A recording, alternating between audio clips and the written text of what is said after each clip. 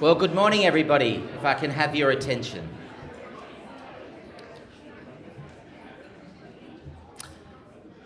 Wominjeka, everybody. Provost, Professor Nicola Phillips, Co-Deans, Professor Jenny George and Professor Paul Kaufman, distinguished guests, students, alumni, academic and professional colleagues past and present, friends of the faculty. As you may know, the word Wominjeka means come with purpose. Today we gather with great purpose. On behalf of the faculty, I would like to warmly welcome you to the Faculty of Business and Economics Centenary Launch and Oration. My name is Peter Gain. I'm your MC for today. And we're honoured to have Wurundjeri Elder Uncle Tony Garvey with us today to give us our welcome to country. Can we please welcome Uncle Tony? Thank you.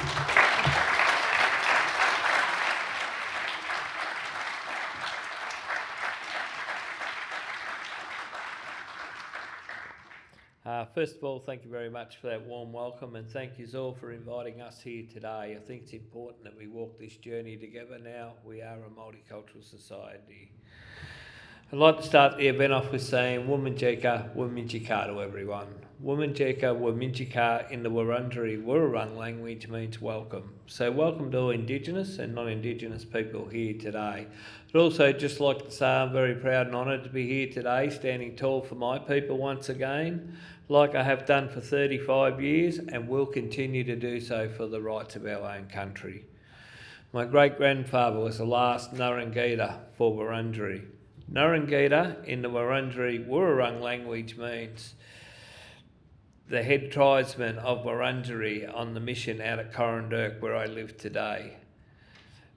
My great uncle King Barak was our fearless leader that took on the government in the 1800s right up to 1903 when he passed. My great-grandfather Robert Wandon took over from there and led our mob from 1903 right up to 1924 when the mission was closed due to colonisation and being forced out into the white community. The Wurundjeri people are also a part of the Kulin Nation, so Kulin means man. In the Kulin Nation, we had our 5 language groups.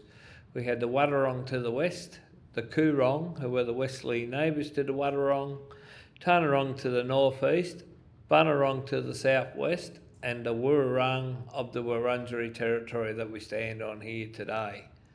The Wurundjeri lies within the cities of Melbourne, extends from the mountains of the Great Dividing Range, south of the Burrarung to the Mordialloc Creek, west to the Werribee River, and east to Mount Baw. The Wurundjeri people, they have a social totem. It is Bunjil the eagle. Bunjil represents spiritual powers throughout many parts of Australia. Bunjil taught all the laws about life, behaviour and ceremonies to make sure that our culture would continue for all walks of life throughout Australia. So Bunjil was referred to as the creator of mankind. Bunjil created great people from the land, and that is why we call the land our mother or the mother of creation. Never can the land be taken away. The land will always belong to Aboriginal people, as we are part of the land and the land is part of us. Our story is similar to the European people. Theirs is by their chosen faith, ours is by the dream time. We both have creators and beliefs, and ours is Bunjil.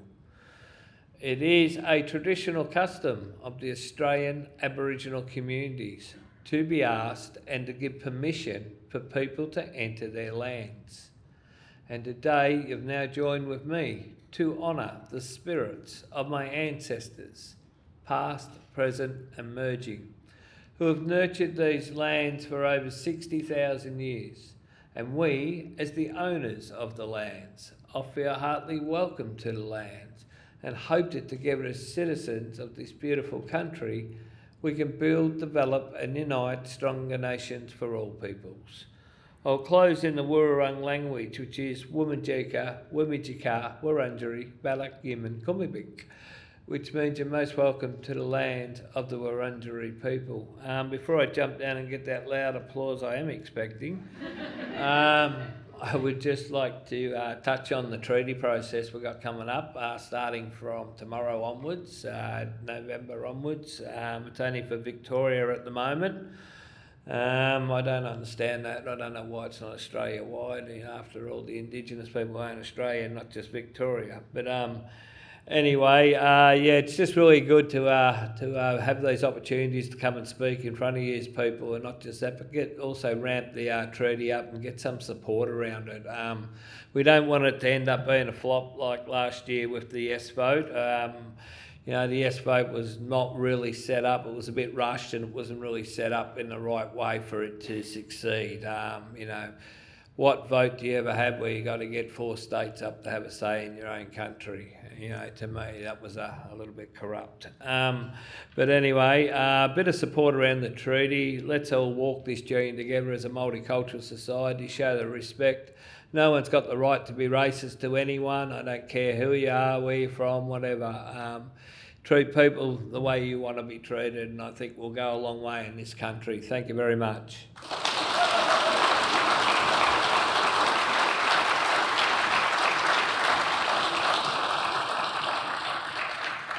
Well, thank you, Uncle Tony, for that very warm and generous welcome to country. We're very grateful.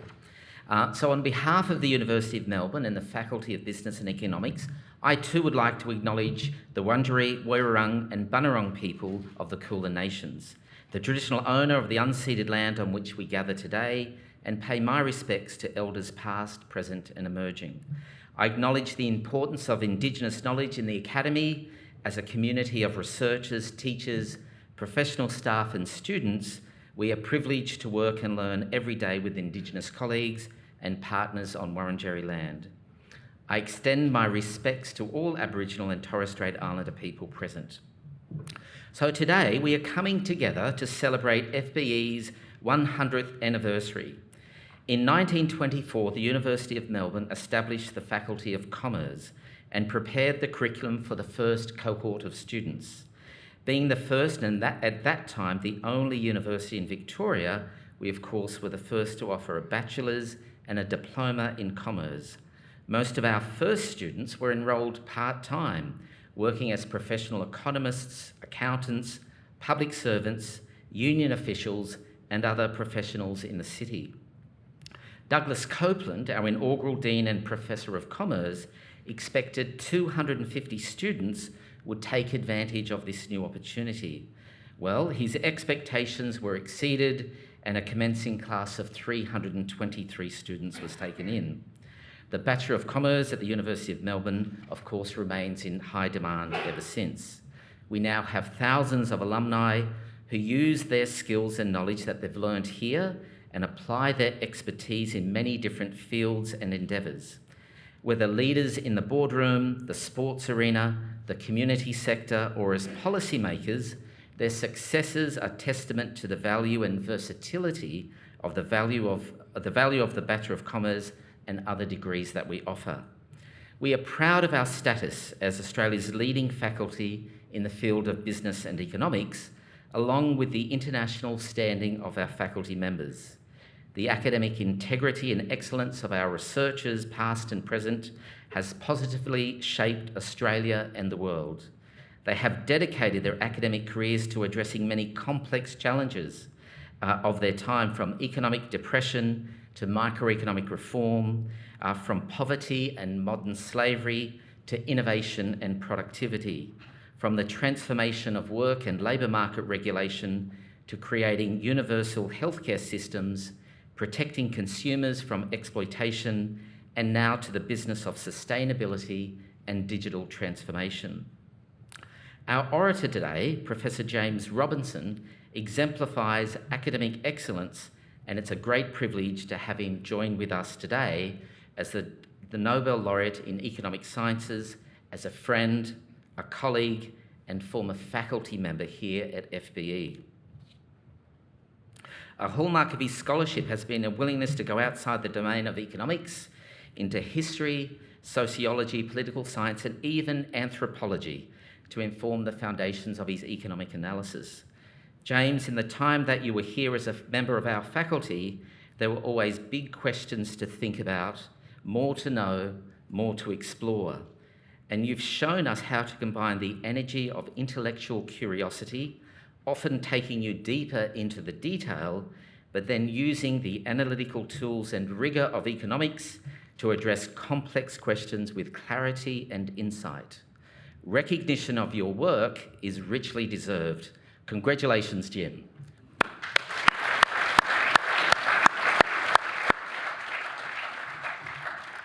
Following Jim's oration, we'll have a panel discussion, followed by an address from our Dean, Professor Paul Kaufman, and a brief presentation about our new alumni wall.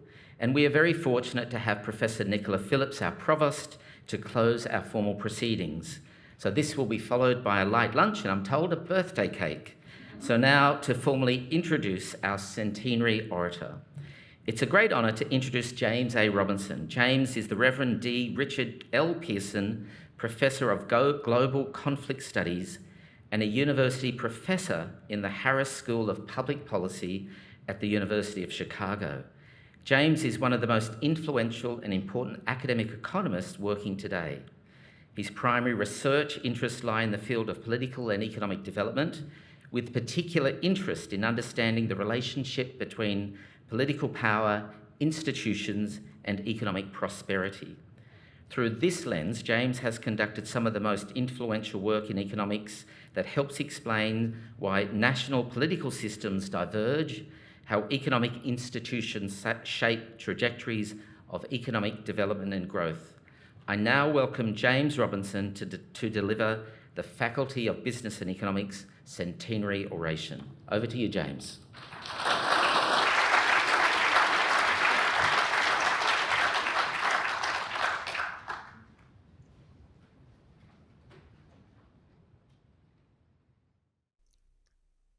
Thank you. I can't hear anything. Is that what I should be expecting? Can you hear me?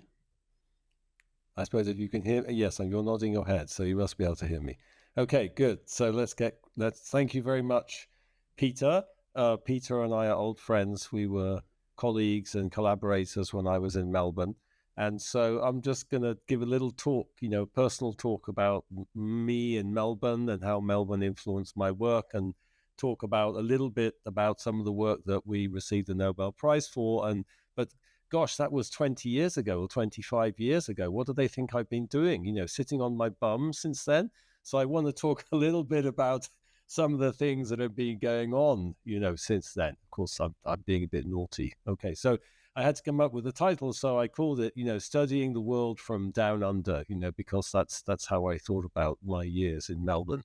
Okay, all right. So I want to just start by just reflecting a bit on my Melbourne years. I was a lecturer in the economics department from 1992 when I finished my PhD at Yale until 1995. And I must say, when I look back, and you think about kind of how your intellectual trajectory emerged and how it kind of accelerated, those years are very important for me. It was Jeff Borland, who was a fellow student at Yale in the United States. It was Jeff Borland who introduced me to the department.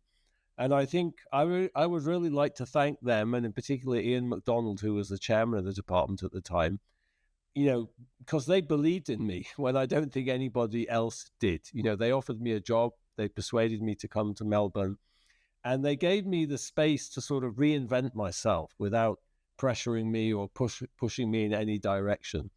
I still remember the moment, probably October or November 1992, when Ian MacDonald asked me to give some lectures about what's called endogenous growth theory. And in presenting those lectures, I sort of, for the first time in my life, I got an idea that I was excited about. When I was a student, I was writing papers and, I know how to do this and I can change that assumption and I can prove this theorem or whatever. But I found it very difficult to go from a question about the world or an observation about society and kind of turn that into a research project. And I remember this sort of elation during those lectures when for the first time I figured out how to do that, and that was when I got to Melbourne. So, we know that correlation doesn't establish causality, but I like to think I still see myself in that room. So the colleagues I had then were fantastic. We'd go to the faculty club, eat avo, I think that's the word, isn't it? Avo sandwiches, and drink coffee, and just it was all about ideas and intellectual life. And no, there's no one I discussed ideas more than Peter with. I just like to thank one more person who played a sort of pivotal role, in my kind of career in Melbourne, and in my kind of intellectual development, who always kind of supported me and pushed me, who's Robert Dixon. Robert and I used to go and have lunch. And one day he said to me, you're really interested in development economics. You should teach development economics. And I said, I can't teach development economics. I wouldn't know what to say. And he said, well, if you taught it, you'd have to decide what to say, wouldn't you? And he was right, And I said, I never looked back from that. Perhaps, you could say I never recovered from that, So just a few kind of vignettes about my years in Melbourne and about why it's so kind of important and pivotal to me, and how, everyone there should feel so proud about the kind of intellectual and academic environment that they created, in which I could thrive. So thank you, Melbourne. Yes. And, it's probably not a coincidence that I ended up studying colonialism and the impact of colonialism on long-run economic development and prosperity in the world. It's probably not a coincidence that my first job was in a former settler colony.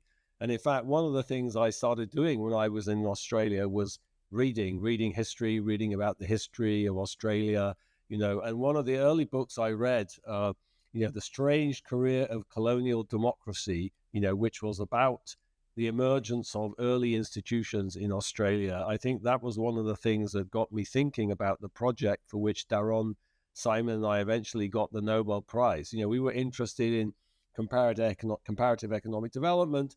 We had a hunch following the work of Douglas North that we'd all read as students, that institutional differences were the key sort of driving force behind economic prosperity or economic failure. But North's work was really focused on the Western world, on Western Europe, on kind of North America. It didn't have anything to say about the bigger global picture. And it wasn't sort of presented empirically or in the way that modern economists would like. So we set ourselves the task of thinking through what created institutional variation in the world. Where do these differences in institutions come from? Why does Africa look the way it does? Why does North America look so different from South America? And to us, that had a lot to do with colonialism and how colonialism shaped these societies. So we started trying to develop a theory of why colonialism created such different societies. And we in our book, Daron and I, in our book Why Nations Fail, Daron and I made this sort of, we proposed this dichotomy between what we call inclusive institutions, which create incentives and opportunities for a broad cross-section of society, and extractive institutions, which are sort of the opposite, which concentrate incentives and opportunities in the hands of a few people. So that dichotomy it's very simplistic, but it turns out to be quite powerful in developing the argument. And I think we emphasize a lot, and this is a kind of part of the innovation, we emphasize a lot, not just inclusive economic institutions, but the politics behind that. You don't get an inclusive economy at the whim of some authoritarian regime. You get it if the people who are impacted by that, or who can take advantage of it, or who, if they have the power to make it happen. And so studying the colonial world, we try to understand, you see within the colonial world, the former colonial world, both relatively very inclusive societies like Australia, but also extractive societies like Latin America, like Colombia, where I've worked for 32 years, like many parts of sub-Saharan Africa where I've been working. And so in our theory, when we thought about what creates that variation, I thought a lot about Australia. Why did such an inclusive society emerge from such sort of unpropitious beginnings? After all, it was a penal colony run by the military. That doesn't sound like it's a good start to create an inclusive society. And maybe, one of the world's earliest democracies, at least in terms of universal male suffrage. And so thinking about that and thinking about Australia and making it a kind of comparative case, it seems to be some factors that really influence what type of society you got. I think one big picture is that, as I said, this is about settlements. Clearly, colonies with a lot of European settlement ended up being very different. And what was interesting about the Australian case is both what encouraged settlement. Well, what encouraged settlement is the disease environment was very benign for Europeans. Same with North America. Contrast that with West Africa, the so-called white man's graveyard. Indigenous inhabitants were relatively sparse and very difficult to coerce into forced labor. That's a huge distinction between North America and Latin America, or think about Africa. That was also true in Australia. Of course, there were many indigenous inhabitants, but they couldn't be coerced to work in the way that indigenous people in Latin America could. And of course, the slave trade had been banned by the time Australia was settled. So there was no chance of building an economy based on slave labor, or it had been in effect banned. It wasn't exactly banned until 1806, but by that time there was no chance of really importing a lot of slaves into Australia by the time of the Botany Bay colony. Okay, so we thought in our theory about what kind of factors influence the construction of inclusive or extractive institutions within the colonial world, and how those things persisted and accumulated over time to create the very large differences in prosperity you see within the colonial world today. So I'm just kind of giving you the logic of the theory and how thinking about Australia played such a kind of crucial role in that. We talk in Why Nations Fail about, the history of Australia, about the history of Botany Bay and the Rum Rebellion and all of that. And oops, I'm pressing the wrong button. Sorry. And one thing I'd like to emphasize, which I think also you see in the Australian case, is this sort of struggle over institutions. Colonial institutions, inclusive colonial institutions, weren't created by some benevolent design. They were sort of struggled for. In the case of the United States, that's sort of obvious. The United States had far more pernicious extractive institutions in some spheres. In the US South, there was slavery. And there were struggles against that. And I always like the example from my days in Victoria of, how did universal male suffrage come to Victoria in such a kind of precocious way, 70 years before it came to the United States? Well, that was about collective action. It was about people struggling for their rights. Think about, I have a little picture here of the Eureka Stockade, in Ballarat. So here were Australians fighting for access to political power, access to political inclusion, and access to economic inclusion. Also, access to the opportunities, equal opportunities to mine gold and stake a claim, to stop the gold being monopolized by the state. It's a fight for political and economic inclusion. Okay, so of course, I mentioned the US and I mentioned the US slavery in the US South. There's no such thing as a perfect society. I say inclusion for whom? There's no such thing. It's all gray areas. That's, as I said, extractive and inclusive institutions. That dichotomy is very useful for developing the argument. But of course, in reality, there's degrees of inclusion, degrees of extraction. Okay.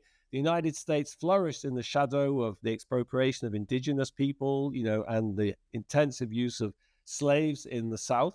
And I guess their argument is really, that's true, and that held the country back. The US South was poorer than the North and the West. It was less urbanized, it had less industry, it had less infrastructure. It was not so well developed as the rest of the country. But the critical point is that, the South didn't determine the broader institutional trajectory of the country. And I think if you compare the United States or Australia, to other parts of the world, the kind of important thing is they were relatively inclusive compared to, say, Latin America or other types of societies. And just a picture I always like thinking about the United States is this graph from this map, which is created by Raj Chetty at Harvard University. I don't want to go into the measurement, but you should think about this as a picture of intergenerational mobility in the United States. And it's basically, the way to think about this is to what extent is the income of your parent predictive of your own income? So if the income of your parents sort of perfectly predicts your income. That's a situation with very little social mobility.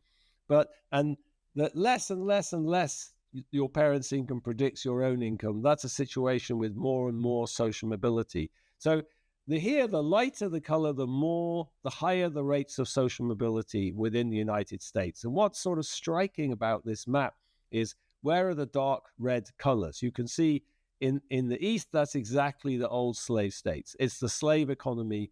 That is today. This is social mobility today. The slave economy has cast a very long shadow over the United States. And it's not just the slave economy.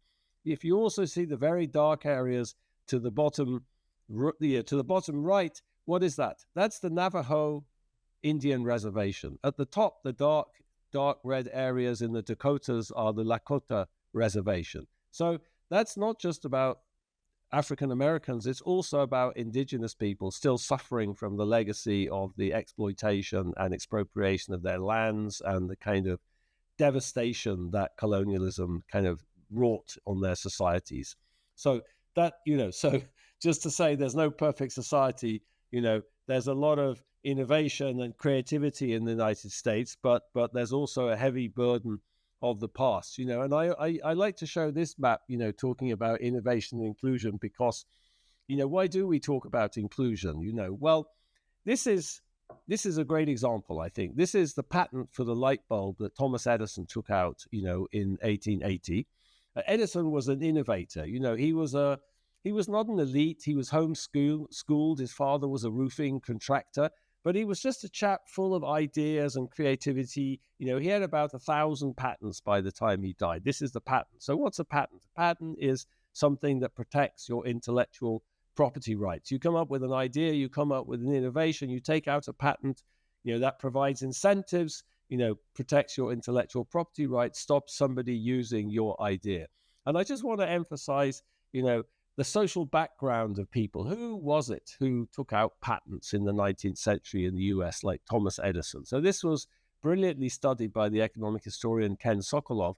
And what Ken showed is that, people who took out patents, kind of people with ideas, people with innovations and creativity, they came from all over the social spectrum. They were poor people, they were farmers, artisans, some were elites, not many, many had no formal education at all, like Edison.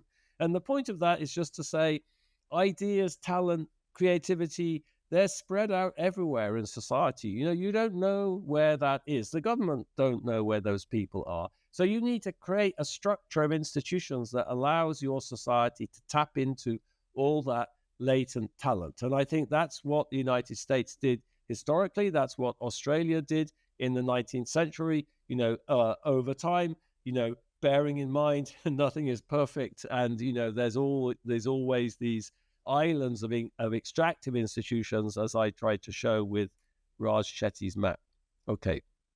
So, where am I, that's sort of talking a little bit about, where I've been. Let me just say a little bit. Peter will shut me up if I talk too much, won't you, Peter? But let me say a little bit more about where I am today, and then I'll be quiet. I think, we were all educated in Britain. Daron is Turkish, but actually he went to university, undergrad, and he did his PhD at the London School of Economics. And I think we were kind of very immersed in a sort of particular narrative of the emergence of Western economic growth and Western institutions and how those things kind of came together. And I think what I've been doing, for the last 15 years is just trying to understand, or the last 25 years is trying to understand better the rest of the world, different cultures, different ways of thinking about society, different ways of thinking about how to achieve inclusion. We have a particular way of thinking about, what it takes to be. I think, inclusion is key, not just from a normative perspective, but from a positive perspective for innovation and economic growth. But I guess what I think a lot about is, are there other models of attaining an inclusive society? And here's a Chinese example that I always like, from one of the great Confucian classics, The Great Learning, because it's such a kind of non-Western way of thinking about how society is ordered. And it goes like this: their thoughts being sincere, their hearts were then rectified. Their hearts being rectified, their persons were cultivated. their persons being cultivated, their families were regulated. So now it's kind of rippling out from the person to the family. Their families being regulated, their states were rightly governed. Their states being rightly governed, the whole kingdom was made tranquil and happy. So it's a kind of model of, the sort of the development of inclusive political institutions, if you like, or at least part of it, which is extremely non-Western, where you start with kind of rectifying yourself or, returning to the rights, as Confucius puts it. And that ripples out, from all of us in a series of concentric circles and kind of right orders the whole of society. So I don't know if that's a good way of thinking about the political equilibrium in China today, but I do think if you look at Chinese thought, and it's not just China, it's India, it's wherever you go, it's Africa. I'm going to finish by talking about Africa since that's what I know more about. But I think, the Chinese example, of course, is so compelling because of what's gone on in the last 50 years. And I have to say, and I gave a talk about this recently in Chicago, that I really don't think we understand the political economy of China so well. And we really don't understand how you can combine a far more inclusive economy than they've had in the past with, apparently what looks like to us, for Westerners, is a kind of totalitarian political system. But maybe there's just a logic there that we don't understand. And I'm going to end by sort of posing two questions. One, which is that Chinese example was supposed to lead into this, is that, is there a non-Western model of growth? We go around the world, not me personally, but Western economists go around the world telling everyone, if you were only more like us, you'd be doing better, and if you want to escape poverty, you have to be like us. And I guess I'm thinking a lot about whether that's true. And I'm trying to study cases where it doesn't look like it's true and try to understand the logic. And maybe more compelling, what can we learn from non-Western people about our own problems? A few years ago, I've been teaching a class on the political economy of Africa for 20 years. And every few years, I throw away all my lecture notes and I delete all my slides and start again, and part of that kind of starting over was reflecting on my own experience in Africa and thinking about, how much I've learned and how much I enjoy it and flourish. And what is it about Africa that I find so kind of fascinating, And of course, the answer is obvious. It's like the incredible diversity, of Africa, the incredible depth of history, the diversity of cultures, the fact that the society is very different from Western society in a way that I personally like a lot. So both of these things I've been trying to understand, both, is there a non-Western model of economic growth? And I'm going to say something very fast about Rwanda, and then I'll end by talking about some things I think I've actually learned from Africans, and maybe we could all learn from Africans. And if Peter, you're going to put your hand up when I should shut up. I can see you now. Okay. All right. Okay, good. So, all right. Excellent. Okay, so what do I mean by a non-European model of economic growth? Well, here's a picture. The gentleman in the middle of this picture is Paul Kagame, who's the president of Rwanda, and he's giving out prizes to the people who were the mayors who were the winners of the kind of Imihigo challenge, if you like. So Imihigo is an institution that President Kagame kind of resurrected from Rwanda's pre-colonial past. It was a kind of warrior code whereby, a warrior promised to achieve something in battle. And if you failed, you were humiliated and subject to ostracism. You lost honor. Okay. And he resurrected this institution as this vast policy implementation program. So the biggest kind of service delivery, public good delivery project in kind of Rwanda that reaches the whole country is based on Imihigo. And I think the way to think about this is as an enormous system of reciprocity. It starts at the village level. Villages tell the government, what do they want? We have these problems. We have these needs. And the government says, okay, fine, but we can give you that. But if we give you that, then you need to do this. And what does that mean? It means you have to give unpaid labor. You have to contribute resources. And then it goes back and it ripples up to the Kigali. I'm not sure it's very Confucian, but it's deeply, deeply cultural. Okay, so Rwanda has been, one of the fastest growing economies in Africa in the last 30 years. It's been a terrific economic success, but its economic success is based on what they call in Rwanda homegrown initiatives. It's all leveraging the culture to make things work, to implement policy, to provide public goods and stimulate economic growth. Okay, so no outsider could have figured that out. The Rwandans understood it, and they figured out how to use it. So that's what I mean by a kind of non-Western growth model. I could talk about Botswana, I could talk about Somaliland, and but let me finish by talking about another sort of personal struggle. It's been a personal struggle, not just to think about non-Western models of economic growth and what that might look like in a kind of cultural context that differs from the one that I'm familiar with, or at least I grew up with in England, but also to sort of think about like what we can learn from Africans. So one of the things that I've been doing the last few years actually is a sort of empirical exercise trying to calculate, for the first time to my knowledge, the number of kind of autonomous political societies in pre-colonial Africa, meaning, political scientists would call those polities. Social scientists are used to talking about ethnic groups in Africa, but I've never found that a useful way of thinking about Africa. It's much more interesting to think about politics and political institutions. And ethnic groups are really a figment of the colonial period. It's a colonial, post-colonial period. If you go back in Africa, that's not how Africans thought. They thought about themselves in terms of their village or their community or their state. And the fact is there were tens of thousands of polities in pre-colonial Africa. Okay? And one sort of fascinating thing is how those societies coexisted. How did tens of thousands of separate polities coexisted? And I was once at a conference at the University of Nigeria with a friend of mine at the University of Emory, who's a political scientist who works in international relations. And he turned to one of my Nigerian friends, who's a historian, and he said, Chima, like this is in Igbo land in eastern Nigeria. He said, Chima, why didn't like one Igbo village invade another Igbo village and kind of expand its territory? And Chima looked at him and said, he gave him a proverb, an Igbo proverb called the eagle and the kite. And the proverb goes as follows: let the eagle perch and let the kite perch. If one says no to the other, let their wing break. And the moral of the proverb is the kite has its space and the eagle has its space, and the kite and the eagle coexist and they respect each other's coexistence. So for him, that was a metaphor for, like, of course we're not interested in stealing the territory. That's their territory. This is our territory. And we kind of have a culture of mutual coexistence. So wouldn't that be a nice thing, in the world today? Here's the second thing I learned in Africa, which is another Igbo proverb. That's where I've been working a lot the last 6 years. So I know a lot of Igbo proverbs, but it's a good one. The tall man is needed when hanging the roof of the house. The short man is needed when you're looking for something on the floor. So that's a concept that, like, everybody has their role. Everybody can play their part. Everybody's important.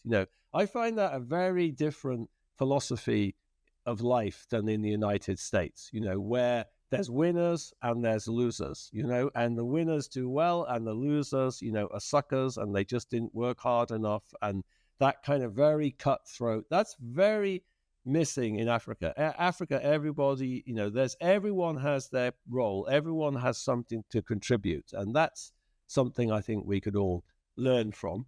And let me finish with something from, maybe related from James Ferguson's book, Give a Man a Fish. James is a very distinguished social anthropologist at Stanford University. It's a beautiful book about the importance of African society. And he points out, we have a big problem of inequality in this country. We have an enormous problem of declining social mobility, inequality. And as far as I can see, we're about to have an election next week where no one's talking about this. No one seems to have a serious policy in dealing with inequality. It's very difficult to talk about it because it triggers all these ideologies about, no, that's a violation of people's property rights and all of this. Okay. Even though the inequality is kind of ripping the society apart, no one's proposing to do anything about it. And what Ferguson points out is that in Africa, it's a totally different situation. There's this ethic of kind of sharing, but it's not about generosity. It's not about someone's taking something from anything, or I'm giving something to you because I have. No one's giving anything. There's a notion of a kind of proper and just division of the whole to which everyone has a claim. As he said, no one's giving anyone to anything. It's just a totally different notion of rights. we all have rights as a kind of community, in everything that everyone has. And, that's a very different situation also. And what he points out is that in the modern world, you could say that's a traditional idea, but in the modern world, it actually allows for types of policies that would be kind of unthinkable in this individualized Western society. So let me just end by saying, you're probably going to hear a lot more about this from me for the next 10 years, health permitting. And I think it's a very exciting moment for a young social scientist and a young scholar. We're sort of decompressing, I think, from 250 years of this Western hegemony and this kind of model rolling out, rolling over the world. And there's so much to learn about the rest of the world that's being kind of flattened, in this process of the construction of this westernized social theory. So it's an exciting moment. Well, thank you, James. There's a lot there to digest in just that 30-minute sort of presentation. There are books, they're big fat ones, so get your copy at good bookstores now. Well, to help us explore these themes, and I want to welcome our panellists to the stage, 4 very distinguished academics in their own right, including 2 who are alumni of this faculty. So first of all, can I introduce Professor Lisa Cameron? Lisa, in fact, is the first female appointed to a chair in economics here at the University of Melbourne. She's the James Riardi Chair of Asian Economics and Business and is a distinguished professorial research fellow in the Institute of Applied Social and Economic Research. Lisa is also a BCom alumni, so please let's welcome Lisa. Next, I want to welcome Professor Mei Dong, who's also one of our superstars, a highly accomplished professor of economics here at FBE, specialising in macroeconomics. Please welcome Mei.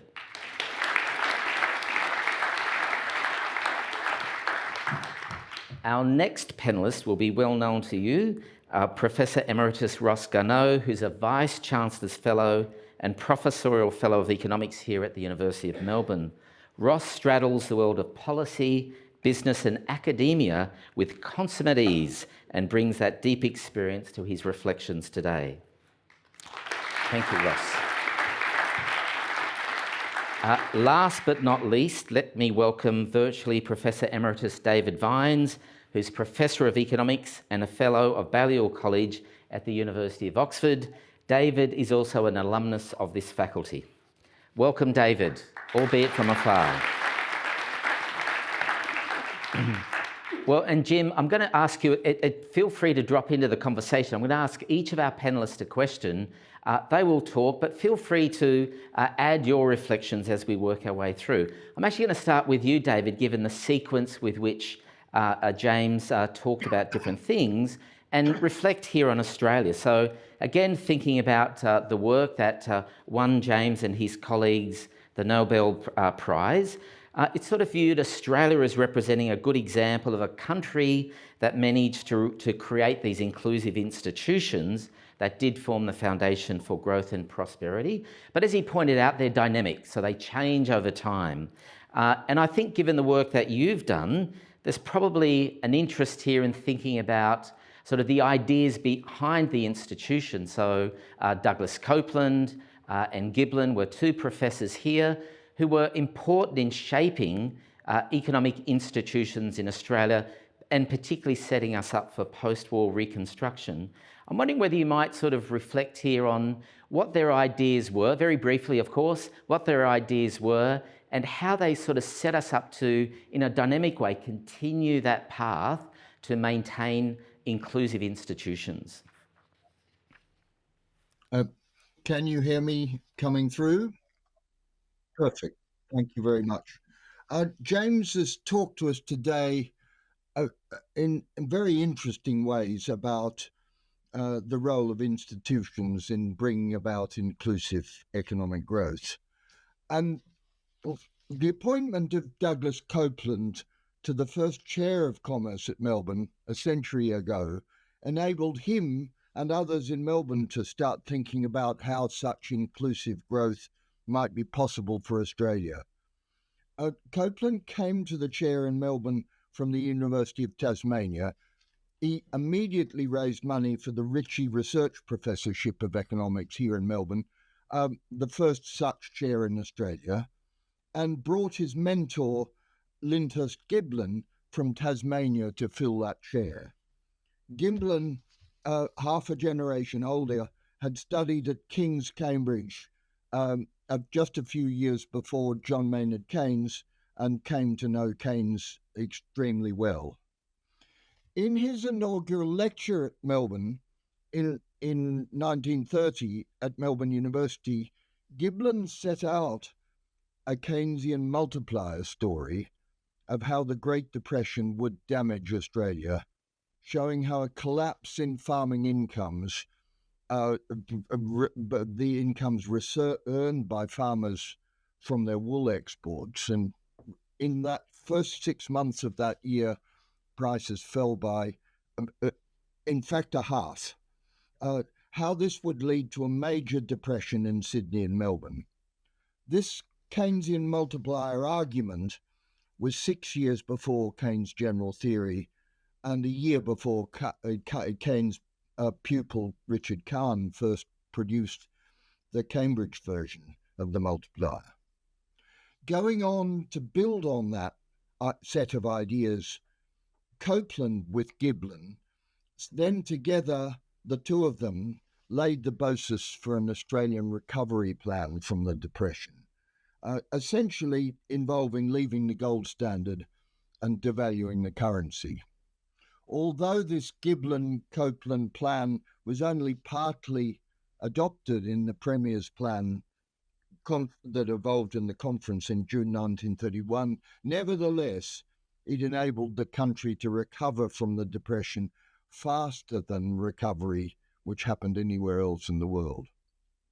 These intellectual developments, which happened in the Melbourne Economics Department, were actually of great importance for the history of the country in the 20th century. They laid the basis for the policies developed in that great department of post-war reconstruction during the war, led by Nugget Coombs. And these same ideas then went on to lay the basis of the process of economic growth which happened during the 1950s. Ross Garnaut will show how this very same set of ideas came to underpin the Hawke-Keating reforms, supported as they were by the ideas of Max Corden, the greatest alumni of this Melbourne department. Just showing how the ideas in this Melbourne department and Faculty of Commerce have gone on having implications for the country's development into the 21st century. And if any of you are interested in a simple fleshing out of this story, you have only to look for a chapter in Ross's most recent book, published I think only yesterday, in which he and I have a chapter in which we outline this story. And this, what I've described, lays the basis for Ross to go on and discuss how this set of ideas were carried forward. Great, thanks, David. Thank you. We've had our first ad for today. So not that we've pre-prepared anything, so we've got a bit of an idea of where the discussion might go, but I think as David's pointing out, there was a Melbourne approach to thinking about the Depression, a very unique approach to applied economics, which sort of had world renown. It was sort of a very sort of important development in economic ideas that sort of shaped many others' thinking. So thinking about these unique institutions for inclusive sort of growth, obviously we've got a sense of their dynamism. They're a bit like a kangaroo, different to what everyone else was doing.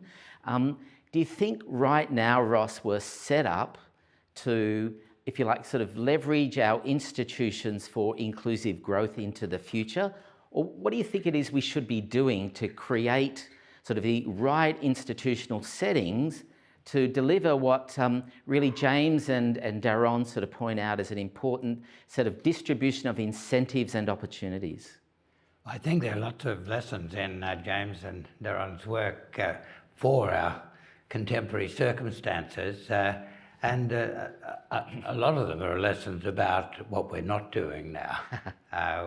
The two great periods of productivity-focused reform, which led to rising incomes and high employment for a growing population, post-war reconstruction, which continued for a couple of decades after the war, and then the Hawke-Keating reforms, which gave us for the 90s the only time in our history that since Federation the highest productivity growth in the developed world, and gave us a quarter century of growth without recession.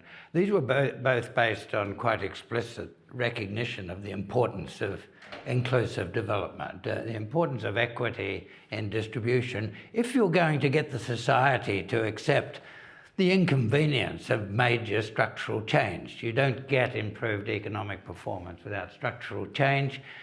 Lots of interests in society, lots of people can obstruct that, especially in a democracy, and only if there's very broadly based confidence that the benefits of the change are going to be broadly distributed can you get buy-in into that. And so I think that's a very clear lesson. It's one that we're not applying at the moment, and I don't think we'll get very far with restoration of productivity growth and strong performance after the worst decade we've ever had. Almost no growth in productivity for a decade from 2013, and real wages lower now than in 2013. That hasn't happened before in Australia. We won't get out of that without absorbing some of the lessons of inclusive growth. Yep, and I suppose James's one of his last points around growing inequality in the United States and how that is at an imbalance with political institutions where there's more political equality, perhaps sort of suggests that we need to even those up a bit to get that growth. Yes, I think the Australian experience is not as bad as the US experience of the last 4 decades in terms of inequality and the flow on of that to a dysfunctional political system. But we could get there unless we correct current problems. And there's part of the US problem, something that James focused on, the legacy of slavery. It's a heavy legacy. We didn't have it, and that is a big advantage of Australia in contemporary circumstances.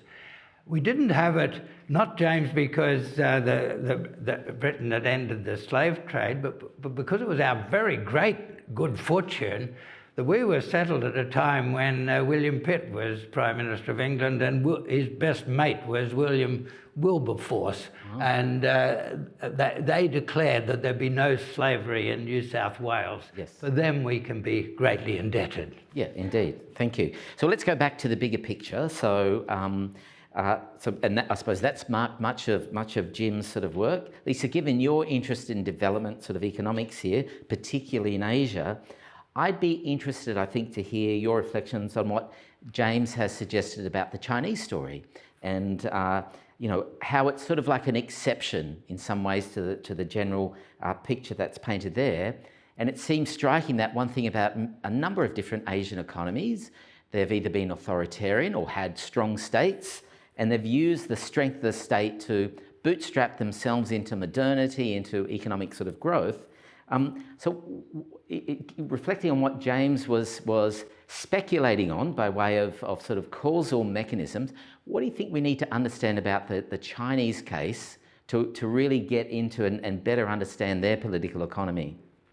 So we'll get to the bigger question. Yep, sure. But I want to say hi to Jim. I don't know if you remember, Jim, but we met in the 1990s when I came and stayed at your apartment in New Haven.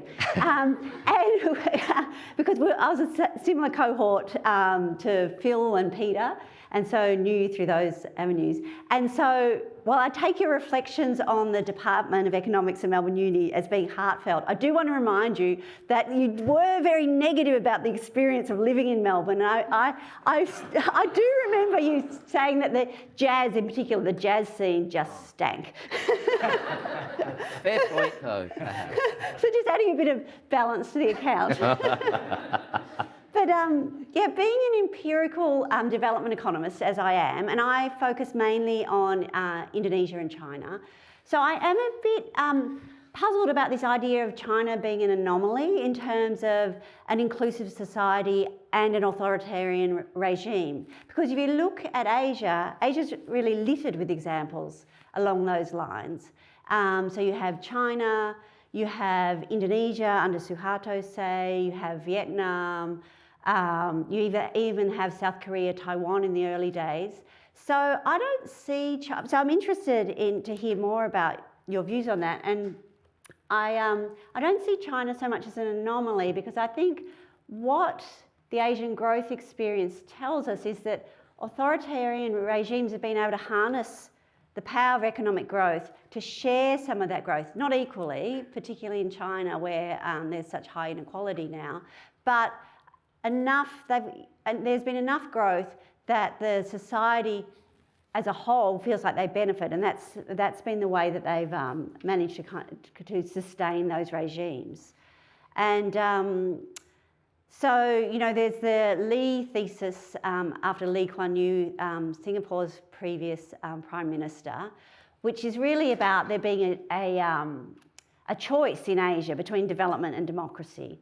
And some of that is based on Confucianism, but I think it's also based on this idea of having a strong regime that can then make the economic decisions that are necessary to sustain high economic growth. So I don't really see those two as necessarily being in competition.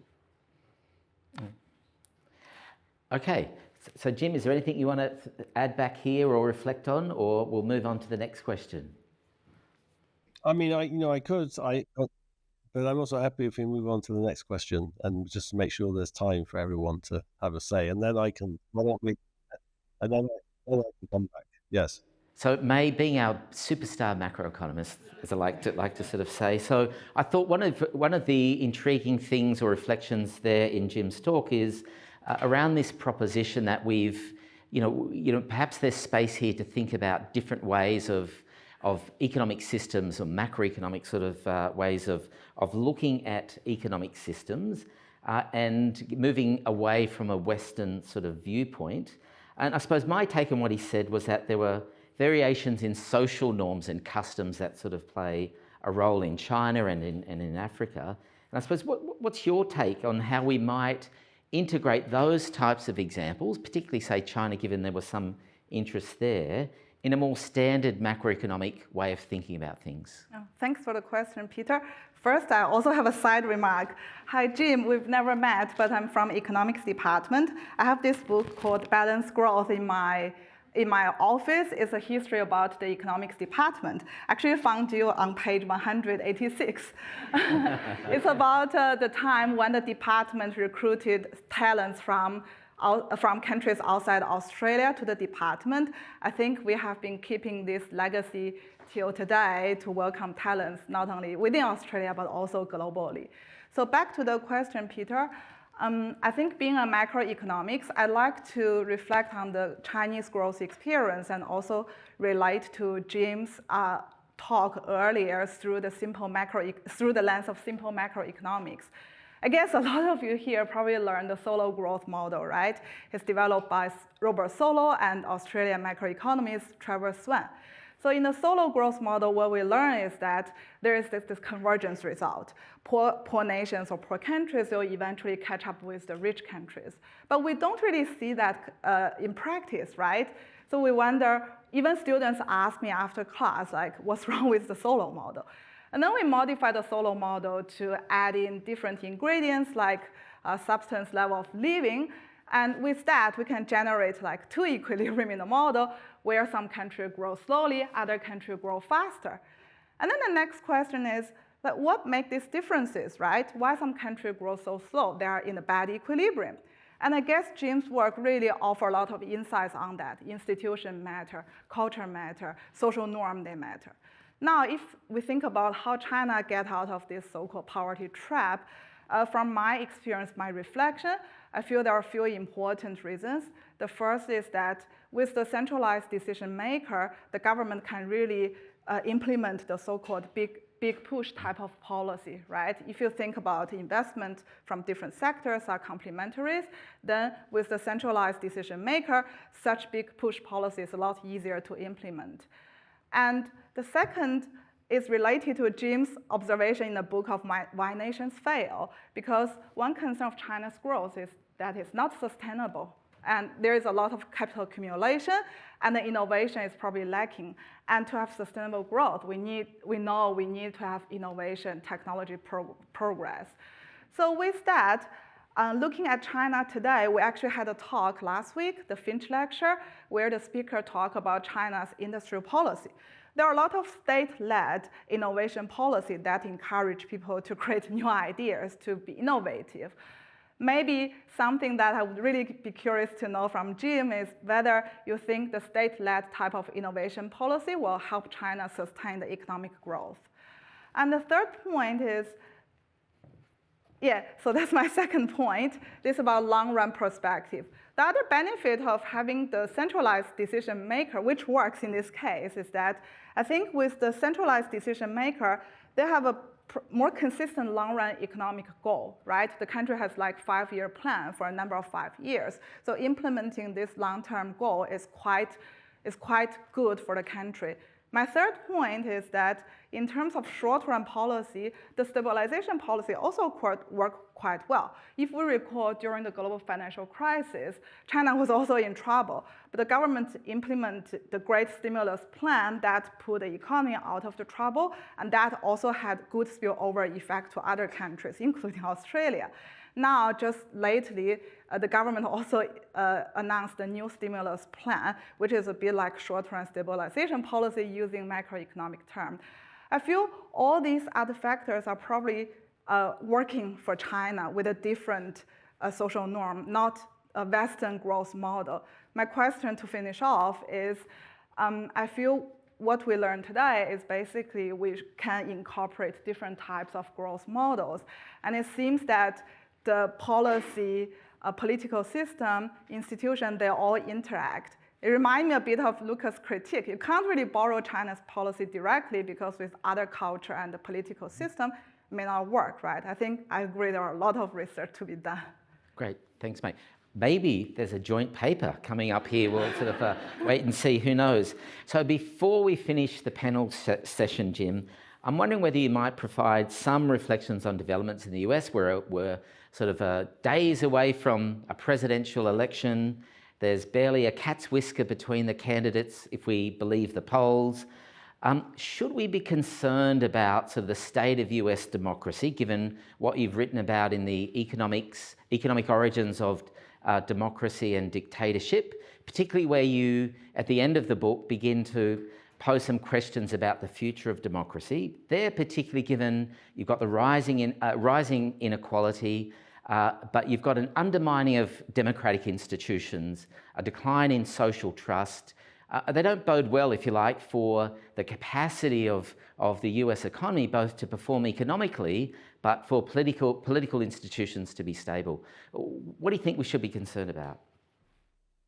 Yeah, I think we should be terribly concerned. The most Americans, living standards have stagnated for 50 years. There's been this enormous increase in inequality. Employment's disappeared, and I think, people are a large number of people are extremely unhappy with the functioning of U.S. democracy, and somehow, for all his sort of nuttiness, Trump understood that, or he got it, and the political class did not get it, and I'm still not sure they get it, actually, the Democratic Party.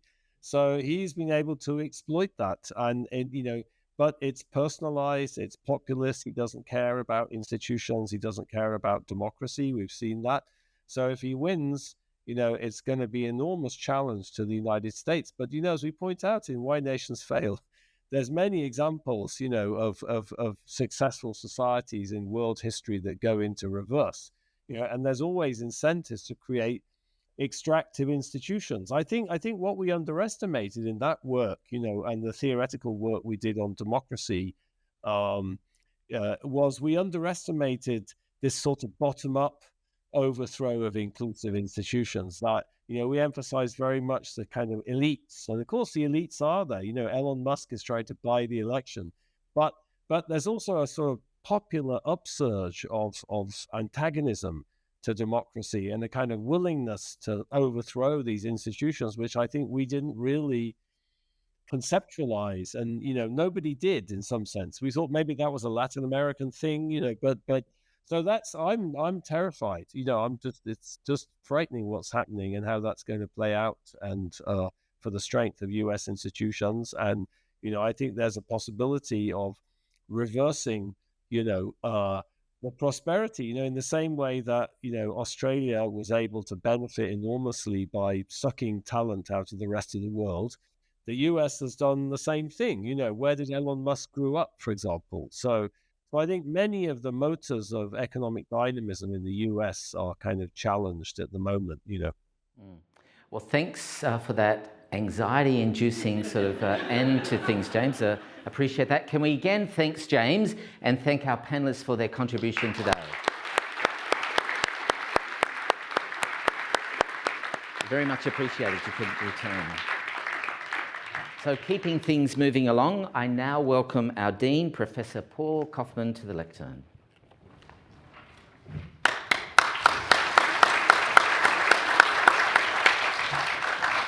Thank you, Peter. Well, I must be the only one who does not have a personal relationship with James. Everyone else in the room seems to. But this has been wonderful. So thank you, James, Ross, Lisa, May, and David for sharing your insights. Welcome, Provost, chairs and board members, colleagues and friends of the Faculty of Business and Economics at the University of Melbourne on this momentous occasion. First, I would like to acknowledge the Wurundjeri Woiwurrung of the Kulin Nation, traditional owners of the land never ceded, where our faculty resides today. I pay my respect to elders past and present and extend that to all other First Nations people here today, including our Indigenous colleagues. With my colleague and co-dean, Jenny George, we are delighted that you are here to join us in celebrating the faculty's centenary. It is well known that in the aftermath of World War I, Melbourne's prominent business leaders petitioned the university to meet the increasing demand for professionals skilled and educated in commerce. Victoria's state government agreed and authorized an appeal for funds. By 1922, £51,000 was raised, with a further £1,000 donated by National Australia Bank to establish a Department of Commerce.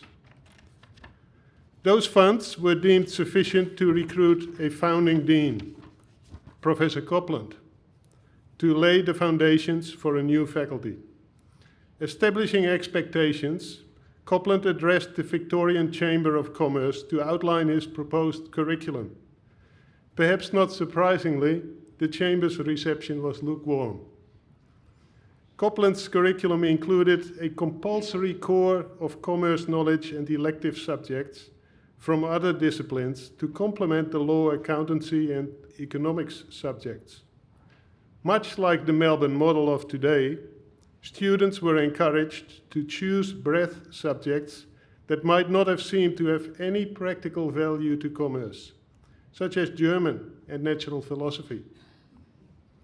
Such alternative ways of knowing would produce well-rounded graduates, not blinkered by a narrow disciplinary focus, but exposed to a deeper understanding of the economic and societal conditions shaping the decision-making in business. In Copland's words, a general education would therefore be more useful than technical training. At the same time, Copland's personal interests and expertise might have contributed to firmly establishing economics at the core of the commerce curriculum, a position it retains to this day. The Chamber of Commerce must have begrudgingly relented. Council certainly approved, and on the 27th of October 1924, Council formally established the Faculty of Commerce. And the rest is history. From 5 staff, 2 full-time only, in 1925, to 546 staff today. These staff taught 323 BCom students in 1925, 11,850 today. Of course, the composition of those cohorts has changed dramatically. Staff and student diversity has become the norm, reflecting societal change and the admission of international students. In 1975, 50 years in, not much was said of a small cohort of Colombo Plan scholars. Now, we educate some 6,800 students from over 164 countries. International scholars who enrich the student experience, make for a vibrant campus life, and eventually become our ambassadors and friends in the Asia-Pacific region and around the world, members of a global network of future change makers. Other cohorts that remain underrepresented or altogether missing include female academics, indigenous students and academics, and students from lower socioeconomic backgrounds. We have made some progress, but much remains to be done to provide equitable access to those who stand to benefit most from a transformative education in business and economics. Our centenary theme, Arresting Disadvantage Through the Power of Scholarships, is the challenge I put to you. In my 24 years in the faculty, I must have congratulated thousands of graduates in some 100 graduation ceremonies. I continue to be impressed by the caliber, proficiency, and character of our graduates. Likewise, in attending regular alumni functions in Australia and overseas, I have the privilege to hear how their careers unfold with untold stories of civic service and volunteerism alongside professional success. Our alumni have achieved so many incredible things using their education from the University of Melbourne. But teaching is not all we do. From its beginning, the faculty established a track record of engaged, impactful research of the highest quality, addressing topics like the poverty line, colluding petrol stations in rural Australia, modern slavery and supply chains, and persistence in the gender wage gap, to give just a sample. The 2002 Outlook conference, titled Hard Heads, Soft Hearts, captures the rigor and spirit of purposeful research addressing societal dilemmas like disadvantage, poverty, inequity, to name but a few. So while the faculty continues to investigate traditional business and public sector problems, its research also critically evaluates business practice and economic policy on its impact on equity, prosperity, and well-being in a society that is inclusive of women, the LGBTQIA+ community, and Indigenous Australians.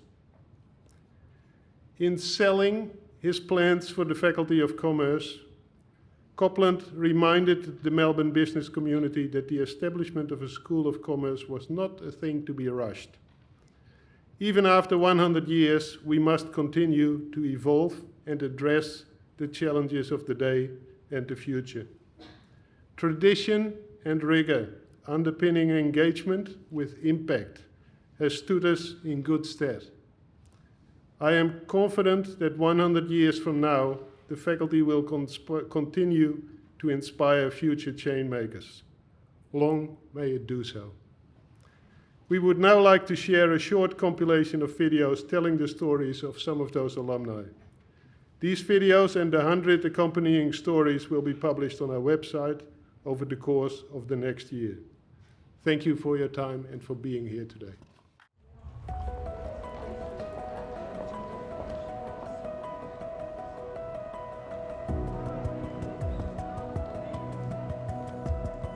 I really want to see a world that everyone can achieve what they want, regardless of their background, disability, or identity. To imagine a world that people don't feel they have barriers from something that's no fault of their own.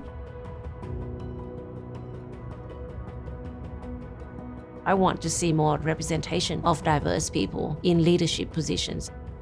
We can impact more together than on our own. I've always been driven by the impact I can have in community. Other younger Aboriginal people will see that and go, I can do that too.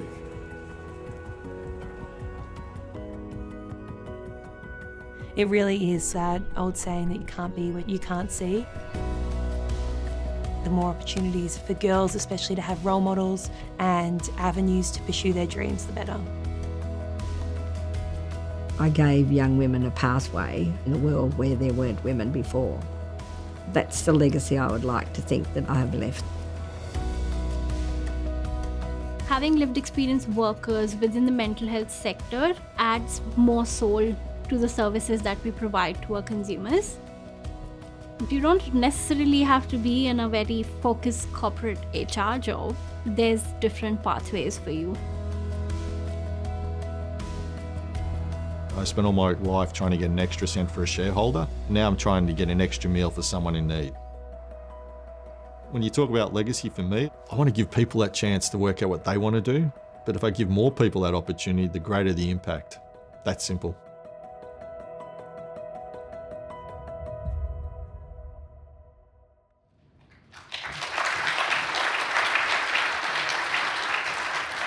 So some fantastic footage there. So having 100 years of graduating students, we're proud to have many impactful and inspiring alumni. And as we saw, they're profiled in our 100 centenary stories, and we honoured them on our new alumni wall. And we've chosen a diverse range of alumni to feature not just their backgrounds and lived experiences, but also their chosen field, their approach to study and work, and the application of their degree in many different ways. Over the next year, we would love to hear more stories from our alumni and former colleagues with the aim of sharing those stories with our community. We invite you also to take a look at our alumni wall, which is on the way up the stairs near the top there, located in the foyer. And I encourage you to come back to our installation often if you can, because as time goes on, we plan to add new faces to the wall and highlight some of the amazing stories that are part of our alumni community. Finally, I want to take some time to acknowledge our alumni, and I can see some people who are in that video out there in the audience before me, and I want to acknowledge them taking the time and effort to come and join in our celebrations today. Those alumni and their families are wearing corsages. We welcome you to chat with them over lunch. I'm sure they'll be very delighted to speak with you. Last but not least, I'm so pleased to welcome our Provost, Professor Nicola Phillips, to the lectern to deliver closing remarks. Over to you, Philip.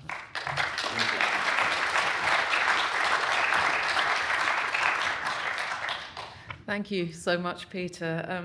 This has been absolutely wonderful. It's a really great pleasure to deliver just a few closing remarks so that everybody can pursue the conversations that no doubt have been sparked over a light lunch and, as you said, the viewing of the alumni wall. I have to say I've particularly enjoyed today's event, just on a personal note. This is my academic field, and to be able to just take a couple of hours out of the day to reconnect with some of these questions and some of these ideas has just been wonderful. But also a remarkable occasion on which to reflect with such pride on the past 100 years of history of this faculty of business and economics. We've heard some more formal reflections about institutional history, but a lot of personal reflections as well. And I've no doubt that those will come out in spades in the conversations that we'll continue to have over lunch and over the next period of time. Just to pick up on something that Paul Kaufman said in his remarks just now, and that's about the importance of interdisciplinarity, and that's come out very clearly from all of the discussion that we've had following Professor Robinson's talk. A deeply valued and highly distinctive strength of this university And throughout its history, the Faculty of Business and Economics has sought opportunities for the meeting and the merging of academic disciplines. We've heard a little bit about that already. The faculty has been, and it remains, a leading collaborator, seeking always to encourage the crossing of disciplinary divides so that excellence in business and economics can spark new discoveries across the university, from health to political sciences, sustainability to cultural studies, and in turn so that scholars and students of business and economics can have their knowledge enriched by interaction with those other disciplines.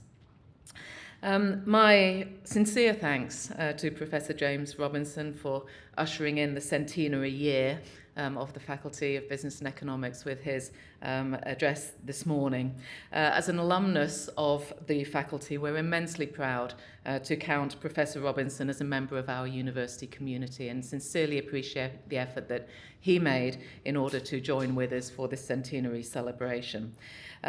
Over the past 100 years, the faculty and its people have made such significant contributions, not just within Australia, but right across the world.